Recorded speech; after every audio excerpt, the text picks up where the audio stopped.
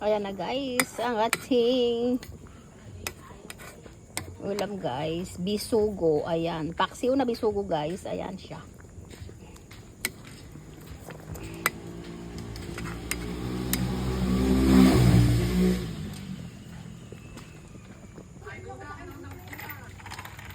Ayan guys. Ayan guys, magdadagdag tayo ng sili na haba. Ayan.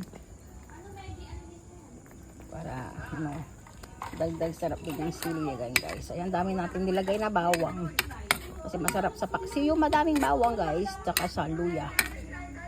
Ayan na guys, ang ating paksiw yan. Lutuin muna natin yan guys.